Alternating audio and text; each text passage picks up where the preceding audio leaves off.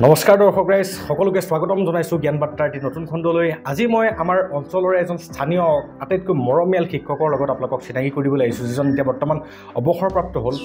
তেওঁ আমাৰ নিকটৱৰ্তী কৰচুং উদয় চন্দ্ৰ শইকীয়া হাইস্কুলত শিক্ষকতা কৰিছিলে। বহু বছৰকাল তেখেতে তাত শিক্ষকতা কৰি বৰ্তমান অৱসৰপ্ৰাপ্ত হ'ল। তেওঁ আমাৰ স্থানীয় বাসিন্দা, আমাৰ আটাইতকৈ মৰমৰ আটাইতকৈ শ্ৰদ্ধাৰ ব্যক্তি শ্ৰীযুত মহেন্দ্ৰ বৰা ডাঙৰীয়া। নমস্কাৰ ছাৰ। নমস্কাৰ। হয় ছাৰ, আজি আপোনাৰ কাষলৈ আহিলোঁ যিহেতু এটা স্মৃতি ৰোমন্থিত কাৰ্যসূচীৰে বৰ্তমান আমি আগবাঢ়ি আছিলোঁ, যাতে অনুভৱী ব্যক্তিসকলৰ জীৱনজোৰা সাধনাসমূহক আমি একত্ৰিত কৰি বৰ্তমান নৱপ্ৰজন্মৰ বাবে যাতে প্ৰেৰণ কৰিব পাৰোঁ। আৰু সেই সংক্ৰান্ততে আজি আপোনাৰ কাষলৈ আহিলোঁ ছাৰ। পোনপ্ৰথমে মই জানিব বিচাৰিম যে আপুনি আমাৰ শিক্ষকতা বৃত্তিটোৰ প্ৰতি আপুনি আকৃষ্টতা কেনেকুৱাকৈ হ'ল? শিক্ষক হ'ম বুলি আপুনি কেতিয়াৰ পৰা সপোন দেখিছিলে? শিক্ষক হ'ম বুলি আপোনাৰ মনত সেই স্পৃহাটো কেনেকৈ জন্ম লৈছিলে, সেই বিষয়ে যদি আমাক জনায় তেন্তে মই ভাবোঁ আমাৰ নৱপ্ৰজন্ম বহুতেই অনুপ্ৰাণিত হ'ব শিক্ষকতাৰ বৃত্তিটোৰ প্ৰতি। নহয়, এতিয়া তুমি ভাল প্ৰশ্নই কৰিছা। আমি পঢ়ি থকা দিনৰ পৰাই কি হয়, আমাৰ শিক্ষকসকলে যেতিয়া শিকায় তেতিয়াৰ পৰাই কি হয়, মনত এটা চাপ বহি গ'ল যে শিক্ষকতাৰ গুণটো বহুত ওপৰত। আৰু সেই উদ্দেশ্যে পঢ়ি গৈ যেতিয়া মই BSc পাছ কৰিলোঁ, BSc পাছ কৰাৰ পিছত মোৰ এটা ধাৰণা হ'ল যে অন্য চাকৰি কৰিব পাৰি, কিন্তু তথাপিতো মই যিটো জ্ঞান শিক্ষা ল'লোঁ সেই জ্ঞান শিক্ষাটো যদি মই ল'ৰা ছোৱালীৰ মাজত বিলাই দিব পাৰোঁ তেতিয়াহ'লে মই বহুত উপকৃত হ'ম। আৰু সেই উদ্দেশ্যেহে মই শিক্ষকতাৰ বৃত্তি বাচিলোঁ। হয়, বহুত ধুনীয়া, বহুত ধুনীয়া। সঁচা কথা যে শিক্ষকতাৰ বৃত্তিটোৰ দৰে মহান বৃত্তি আমাৰ এই সমাজত আৰু দ্বিতীয়টো আছে বুলি ময়ো নাভাবোঁ। কাৰণ শিক্ষকে এজনে নিজে জ্বলি কথাষাৰো আছে যে শিক্ষক এডাল মমবাতিৰ দৰে, যি নিজেই গলি আনক পোহৰ দিয়ে। আৰু এই বৃত্তিটোৰ দৰে মহান বৃত্তি আৰু কোনটো হ'ব পাৰে? গতিকে আপুনি এটা মহান বৃত্তিৰ লগত জড়িত আছিলে। আৰু যি নহওক, আপুনি যেতিয়া শিক্ষকতা কৰি আছিলে আপুনি ষ্টুডেণ্টসমূহক মানে সন্মোহিত কৰিবৰ বাবে সন্মোহন কলা এটা সকলো শিক্ষকৰে থাকে। প্ৰতিটো ষ্টুডেণ্টে ভাবে যে আমুক ছাৰ আহি গ'ল, এক্সাইটেড আমি, ছাৰ আহি গ'ল, এতিয়া অংক শিকিম, ছাৰ আহি গ'ল এতিয়া বিজ্ঞান শিকিম। আৰু কোনোবা ক্ষেত্ৰত এনেকুৱা হয় যে এইটো মানে ক্লাছটো বৰ বৰিং লাগিব, তেনেকুৱা কিছুমানো আমি নিজে ফিল কৰিছিলোঁ। গতিকে আপুনি আপোনাৰ ষ্টুডেণ্টসকলক সন্মোহন কৰিবৰ বাবে, তেওঁলোকক গোটেই ক্লাছটোত মনোগ্ৰাহী কৰি তুলিবৰ বাবে কেনেকুৱা এটা নীতি অৱলম্বন কৰিছিলে, কেনেকুৱা কলা কৌশল অৱলম্বন কৰিছিলে, সেই বিষয়ে যদি থ্ৰুতে জনায় তেন্তে বৰ্তমানৰ নৱপ্ৰজন্মৰ যিসকল শিক্ষক আছে তেওঁলোকেও এটা অনুপ্ৰাণিত হ'ব। এইটো এটা তুমি সাংঘাতিক প্ৰশ্ন। কাৰণ ল'ৰা ছোৱালীবিলাকে অংক বিজ্ঞান বুলি ক'লে ভয় খায়। গতিকে আমি যদি সেই ভয় খোৱাতে যদি আমিও তেওঁলোকক কঠোৰ হৈ যদি আৰু দিওঁ তেতিয়াহ'লে আৰু ভয় খাব। গতিকে আমি সিহঁতক প্ৰথমতে কি কৰোঁ, মানে খুব সহজ সৰল কিছুমান বস্তু দি মনোগ্ৰাহী কৰি পেলাই আকৰ্ষণ কৰি লওঁ। আকৌ তাৰ মাজতে কি কৰোঁ, আমি মানে কিছুমান খুৰুতীয়া কথা কৈ মনটো অলপ ফূৰ্তি কৰাই লওঁ। আৰু তেতিয়া তেনেধৰণে কৰি গ'লে কি হয়, ল'ৰা ছোৱালীবিলাক মানে আগ্ৰহী হয় আৰু মানে বুজিবলৈ চেষ্টা কৰে। আৰু সেই বুজিবলৈ চেষ্টা কৰা ফলটো আমি লগে লগে পাওঁ। কিয়, আমি কিবা এটা প্ৰশ্ন দিলোঁ বা কিবা এটা অংক দিলোঁ, তাৰপিছতে আমি সেই নিয়মৰ অংক এটা যদি আমি কৰিবলৈ দিওঁ, গোটেই ছাত্ৰ ছাত্ৰীখিনিয়ে নোৱাৰিলেও তাৰ মাজেৰে 50% হ'লেও আমাক দেখুৱাই আমাৰ মনটো তেতিয়া ভাল লাগে। গতিকে এই তেনেকৈ আমি যদি কঠোৰ হওঁ নহয়, তেতিয়াহ'লে ল'ৰা ছোৱালীবিলাকে আৰু মানে নুবুজা হৈ হ'ব। বহুত ধুনীয়া কথা ছাৰ। আৰু ময়ো শিক্ষকতা কৰিছিলোঁ, আৰু ময়ো এই এনেকুৱা নীতি কিছুমান অৱলম্বন কৰিছিলোঁ মানে ষ্টুডেণ্টসকলক হহুৱাবৰ কাৰণে। বিশেষকৈ সিহঁতৰ মনটো যদিহে উৎফুল্লিত হৈ থাকে তেন্তে শিকাৰ প্ৰতি আগ্ৰহী হয় মানে। আৰু সেই উৎফুল্লিতটো বিষয়টোৰ লগত সংগতি ৰাখি পেলাই যদি কৰা যায় তেতিয়াহ'লে আৰু বেছি ফলপ্ৰসূতা হয় বুলি ভাবোঁ। কিন্তু কিছুমান আমাৰ গাৰ্জেন কিছুমানে ভাবে যে ই টিউশ্যন কৰোঁতে বা ই পঢ়াওঁতে দেখোন ই হাঁহি আছে, কিনো শিকিব। একচুৱেলি এইটো নহয়, আমাৰ এইটো মিছ কনচেপ্ট থাকে। এইটো কনচেপ্ট মানে স্মাইলিং ফেচ বুলি কৈছে। আৰু ছাৰ এই ক্ষেত্ৰতে মই আৰু এটা কথা আপোনাৰ পৰা জানিব বিচাৰোঁ এইখিনিতে। আজিকালি দেখা যায় যে এজন শিক্ষকে স্কুলত 6টা দিন পায়, 6টা দিনত 6টা ক্লাছ পায়। আৰু এজন টিউশ্যন মাষ্টৰে যেতিয়া টিউশ্যন কৰে মাত্ৰ 3টা দিন পায়। 6টা দিন পায়ো এজন শিক্ষকে ভাল ৰিজাল্ট কৰাবলৈ সক্ষম নহয়। কিন্তু সেই একেজন শিক্ষকে যেতিয়া টিউশ্যনত পঢ়ায়, 3 দিনকৈ পঢ়াই পেলাই মাহটোত 12 দিন পঢ়াই পেলাই সেই ষ্টুডেণ্টবিলাকক এটা ভাল ৰিজাল্ট কৰাবলৈ সক্ষম হয়। মানে মাষ্টৰজনৰ ক্ষেত্ৰত এইটো কিয় হয়? তেওঁ টিউশ্যনত যিটো পাৰফৰ্মেঞ্চ দিছে তেওঁ স্কুলত সেইটো পাৰফৰ্মেঞ্চ কিয় নিদিয়ে? নহয় সেইটো এতিয়া টিউশ্যন মাষ্টৰবিলাকে তেওঁ ব্যৱসায় হ'ল। হয়, কিন্তু মোৰ ক্ষেত্ৰত মই বহুত টিউশ্যন কৰিলোঁ। হয়, কিন্তু মোৰ স্কুল আৰু টিউশ্যনৰ পাৰ্থক্য একো নাই। হয়, মই কিছুমান ল'ৰা ছোৱালীটো কওঁ যে মই স্কুলত যিটো বুজাওঁ গতিকে টিউশ্যন নকৰিলেও হ'ব। হয়, কাৰণ ময়ো কিন্তু উপায় নাপায় হৈ ল'ৰা ছোৱালীক কৰিবলগীয়া হ'ল, কিন্তু মোৰ পাৰ্চেণ্টেজটো কিন্তু একেই থাকে। হয়, মই স্কুলত যিটো টিউশ্যনতো একেই আৰু মোৰ 100% সদায় মোৰ ৰিজাল্ট থাকেই। সেইটো কাৰণে এটা মোৰ ৰেকৰ্ড হৈ আছে এতিয়াও। গতিকে সেইটোত মোৰ কৃতিমালি নাই। কিন্তু এতিয়া টিউশ্যনটো হ'ল ব্যৱসায় পইচা হ'লেই মানে ল'ৰা ছোৱালীয়ে বুজক নুবুজক। কিন্তু আমাৰ সেইটো কথা নাছিলে। আমি টিউশ্যন কৰোঁতে ল'ৰা ছোৱালী যিখিনি মানে ল'ৰ ষ্টেণ্ডাৰ্ড, সেই ল'ৰ ষ্টেণ্ডাৰ্ডৰ ল'ৰা ছোৱালীখিনিক কেনেকৈ আমি পাছ কৰাব পাৰোঁ সেইটো যত্ন কৰিছিলোঁ। কিন্তু এতিয়া সেইটো নকৰে। আৰু সেইটো বিনিময়তে কি হৈছে যে যিকেইটাই কিন্তু এটা কথা ঠিক, এতিয়া ব্যৱসায় লাইন হ'লেও ভাল ল'ৰা ছোৱালীকেইটাহে ভাল ৰিজাল্ট কৰিছে। হয় হয়, বেয়াকেইটা কিন্তু বেয়া হৈ, কিন্তু ইমান টিউশ্যন কৰাৰ বিনিময়ত মোৰ বোধহয়তো এতিয়া 3rd ডিভিজন নাথাকিবই লাগিছিল। হয়, কিন্তু এতিয়াওতো 3rd ডিভিজন চলি আছে। হয় হয় হয়, ধুনীয়া কথা কৈছে এইটো সঁচাকৈ। আৰু এই ক্ষেত্ৰত বিশেষকৈ আমাৰ দৰ্শকসকলৰ মাজৰ পৰা যিসকল অভিভাৱক আছে, অভিভাৱকসকল যদি অকণ সক্ৰিয় হয়, স্কুলত যদি গাৰ্জেন মিটিঙত, যদি প্ৰতিখন গাৰ্জেন মিটিঙত প্ৰতিজন গাৰ্জেনে গৈ পেলাই যদি মানে বিদ্যায়তনিক দিশত যদি অকণমান সজাগতাৰ সৃষ্টি কৰে, তেন্তে মই ভাবোঁ আমাৰ স্কুলৰ পৰাই উইদাউট এনি টিউশ্যন স্কুলৰ পৰাই উচিত মানদণ্ডৰ শিক্ষা লৈ পেলাই আমাৰ শিক্ষাৰ্থীসকল উত্তীৰ্ণ হ'ব পাৰিব। এই ক্ষেত্ৰত আপোনাৰ তুমি এইটো শুদ্ধ প্ৰশ্নই কৈছা। কিন্তু ঘটনাটো হ'ল কি জানা, আমি তেনেকৈ গাৰ্জেন মিটিং বহুত দিয়া হয়। হয়, আমি চিঠি ছপা কৰি ঘৰে ঘৰেও দিয়া হয়। কিন্তু আমাৰ অন্য স্কুলৰ কথা ক'ব বিচৰা নাই মই। আমাৰ বিদ্যালয়ত যিবিলাক ষ্টুডেণ্ট আছে সেই ষ্টুডেণ্টবিলাকৰ গাৰ্জেনবিলাক কনচিয়াছ নহয়, মানে মিটিঙলৈ মাতিলেও নাহে। হয়, গতিকে আমি বাৰম্বাৰ কওঁ যে মিটিঙলৈ এইটো কাৰণে আহিব লাগে, কোনটো বিষয়ত কোনজন ল'ৰা ছোৱালীয়ে দুৰ্বলতা আছে আৰু কোনজন শিক্ষকক প্ৰতিও তেওঁলোকে ক'ব পাৰে যে আমুক শিক্ষকজন ভাল, আমুকজন বেয়া। সেই বিষয়ে যদি গাৰ্জেনে ইয়াত আহি যদি মিটিঙত কয়, তেতিয়াহ'লে ইয়াৰ যিখিনি শিক্ষক আনকনচিয়াছ, তেতিয়া কনচিয়াছ হ'বলৈ বাধ্য হ'ব। গতিকে এই ক্ষেত্ৰত আমাৰ দৰ্শক ৰাইজক এটা কথা ক'ব বিচাৰোঁ, ছাৰে যিটো কথা ক'লে ইয়াৰ পৰা এটাই বুজা গ'ল যে আমিয়ে আচলতে আমাৰ অভিভাৱকসকলে আনকনচিয়াছ। আৰু শেষত গৈ পেলাই যেতিয়া এটা বেয়া ৰিজাল্টৰ সন্মুখীন হ'বলগীয়া হয়, তেতিয়া স্কুলখনক বা অন্যান্য ব্যক্তিসকলক দোষাৰোপ কৰি কোনো লাভ নাই। কাৰণ আমি নিজেই যেতিয়া বেয়া বুলিয়ে কৈছোঁ, যদি আমি নিজৰ ল'ৰা ছোৱালীৰ কাৰণে নিজৰ সিহঁতৰ ভৱিষ্যতৰ কথা চিন্তা নকৰি পেলাই স্কুলৰ গাৰ্জেন মিটিংখন কি কাৰণে দিছে, কিবা এটা নিৰ্দিষ্ট উদ্দেশ্যেহে দিছে। গতিকে সেই উদ্দেশ্যটো যদি সিদ্ধিয়ে নহয়, তাত যদি কোনো গাৰ্জেন উপস্থিত নাথাকে, 100জন গাৰ্জেনৰ বিপৰীতে মাত্ৰ যদি 5জন বা 10জন গাৰ্জেন উপস্থিত থাকে, বাকী 90জন গাৰ্জেণ্টেই যদি উপস্থিত নাথাকে, তেতিয়াহ'লে বাকী 90টা ল'ৰা ছোৱালীৰ ভৱিষ্যত কি হ'ব? আৰু সেই ভৱিষ্যতটোৰ বাবে দায়ীটো চাবলৈ গ'লে মানে অভিভাৱক জড়িত থাকিব লাগিব। কাৰণ ছাৰ, মই আজিলৈকে বহুসকল শিক্ষকৰ সাক্ষাৎকাৰ গ্ৰহণ কৰিছোঁ আৰু মোৰ এটা অভিজ্ঞতা ইয়াৰ পৰা এটা আহৰণ কৰিব পাৰিছোঁ যে, আৰু তাৰ বাদেও ময়ো এজন শিক্ষক আছিলোঁ আৰু DLED কৰিছিলোঁ। শিক্ষণ প্ৰণালীটো 3টা এংগেলৰ পৰা হয়, যে ছাত্ৰজন আৰু অভিভাৱক আৰু শিক্ষক। ছাত্ৰ, অভিভাৱক আৰু শিক্ষকৰ মাজত এই যোগসূত্ৰটো যদিহে নাথাকে, তেতিয়াহ'লে এটা ষ্টুডেণ্টে গৈ পেলাই ভৱিষ্যতলৈ কেতিয়াও সুনাম অৰ্জন কৰিবলৈ সেইটোৱে তাতে বস্তুটো আছে কি, যদি 3জন যদি যোগসূত্ৰ নাথাকে, সি এটা ত্ৰিভুজ হ'ব নোৱাৰে। এডাল বাহু যদি নহয়, সি কেতিয়াও ত্ৰিভুজ হ'ব নোৱাৰে, মানে আকৃতি নলয়। গতিকে সেইটো কৰিবলগীয়া হ'লেতো 3টা মানে ওতঃপ্ৰোতভাৱে জড়িত থাকিব লাগিব। হয়, গতিকে এই ক্ষেত্ৰত সকলো সজাগ হওক আৰু সজাগ হোৱাটোৱে কামনা কৰিছোঁ। সেইবাবে আমি এনেকুৱা এটা প্ৰচেষ্টাৰে আগবাঢ়িছোঁ, যিটো প্ৰচেষ্টাৰে আমাৰ বেলেগ নহ'লেও আমাৰ অঞ্চলটোৰ অন্ততঃ এটা খোজ যদিও উন্নতি দিশত যাতে আগবাঢ়ি যাব পাৰে। ছাৰ, মই আৰু এটা কথা এইখিনিতে মনত পৰিলে আপোনাক সুধিব বিচাৰোঁ। ছাৰ, আমাৰ অসমৰ বিভিন্ন চুকে কোণৰ পৰা মাজতে APSC ৰিজাল্ট যেতিয়া দিছে, বিভিন্ন ঠাইৰ পৰা আমাৰ APSCত উত্তীৰ্ণ হোৱা ছাত্ৰ ছাত্ৰী আমি দেখিবলৈ পাইছোঁ। কিন্তু আমাৰ এই বৃহত্তৰ ৰাইডঙীয়া অঞ্চলৰ পৰা APSCত উত্তীৰ্ণ হোৱা বা IASটো আজিলৈকে আমাৰ শুনাই নাই যে আমাৰ এই অঞ্চলৰ পৰা IAS জন্ম হৈছে।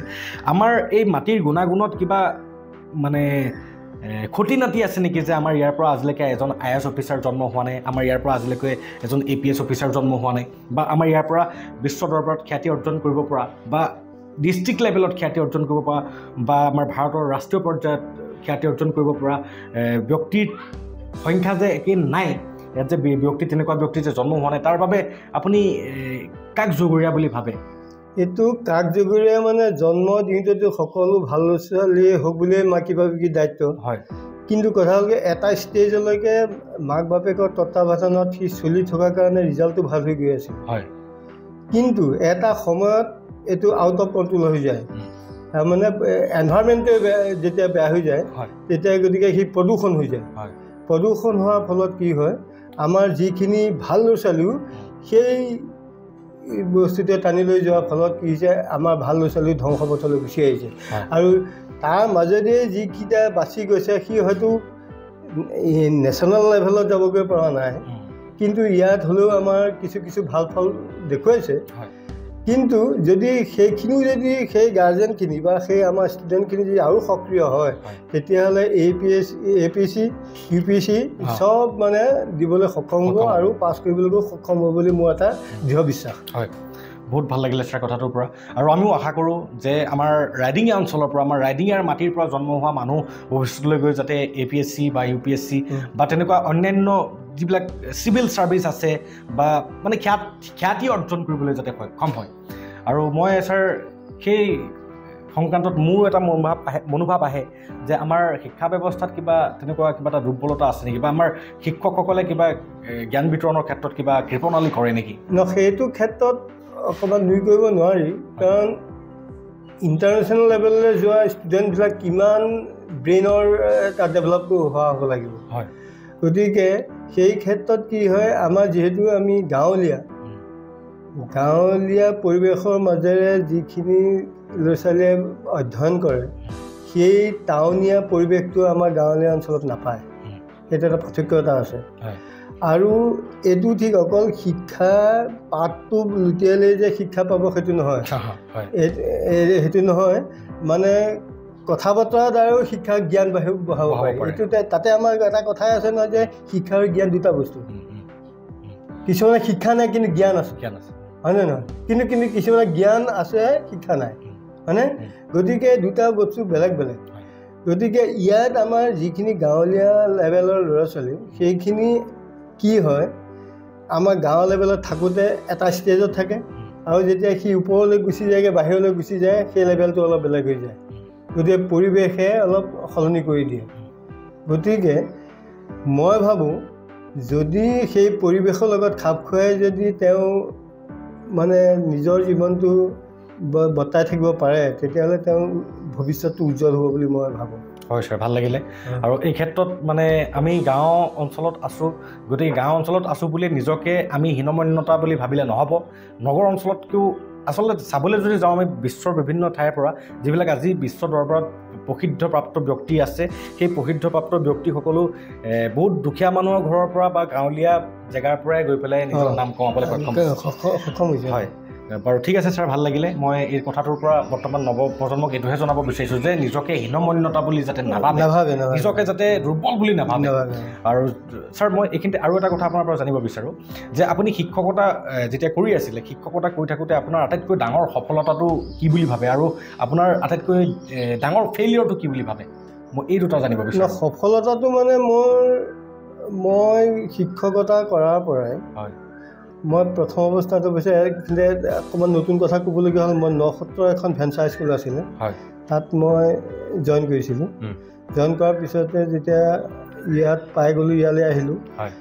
ইয়াত যেতিয়া মই জইন কৰিছোঁ তেতিয়া আমাৰ প্ৰধান শিক্ষক আছিলে ডিম্বেশ্বৰ শইকীয়া। তেতিয়া মোক ক'লে বোলে আজিলৈকে কিন্তু 92 চনত মই আহিছোঁ, গতিকে আজিলৈকে ইয়াত কিন্তু অংকত কোনেও হেৰি ল'ব পৰা নাই, লেটাৰ ল'ব পৰা নাই। গতিকে তুমি আহিছা, গতিকে তোমাৰ গতিকে তাৰ পিছৰ বছৰৰ পৰা মোক ক্লাছ 10ত দিছে, কিন্তু তাৰ 2 বছৰৰ পিছতে মই মানে লেটাৰ পোৱাবলৈ সক্ষম হৈছোঁ। আৰু একেবাৰে সেই ধাৰাতে প্ৰায় 10-15 বছৰলৈ লেটাৰ পাই আছিলে। গতিকে সেইটোত মই কৃতকাৰ্যতা বুলি মই নিজকে ভাবোঁ। আৰু এনেকুৱা কিবা বিফলতাৰ সন্মুখীন হৈছিল নেকি? বিফলতা মোৰ সন্মুখীন আজি পৰ্যন্ত মই হোৱা নাই। কিয় নাই হোৱা বুলি কৈছোঁ মই, কাৰণ মই শিক্ষকতা জীৱনত মই ইৰেগুলাৰ নহয়। ইৰেগুলাৰ নহয় গতিকে ইৰেগুলাৰ নোহোৱাৰ কাৰণেই মই বিফলতা নাই হোৱা বুলি মোৰ এটা বিশ্বাস বহুত ভাল লাগিল ছাৰ আৰু এইটো সকলোৱে কামনা কৰে প্ৰতিটো কৰ্মতে যি বৃত্তিয়ে নহওক প্ৰতিজন ব্যক্তিয়ে এইটোৱে বিচাৰে যে মোৰ বৃত্তিৰ শেষ কালছোৱাত যাতে মই গৌৰৱে ক'ব পাৰোঁ যে মই কোনো বিফলতাৰ সন্মুখীন হ'বলগীয়া নাছিলোঁ আৰু সেইমতেদি যদি আমাৰ বৰ্তমানৰ শিক্ষকসকলে নিজকে নিয়োজিত কৰে একান্তভাৱে সম্পূৰ্ণভাৱে আত্ম উৎসৰ্গিত কৰি কাৰণ শিক্ষকতাটো এটা মানৱ সেৱা মানৱ গঢ়াৰ আপোনালোক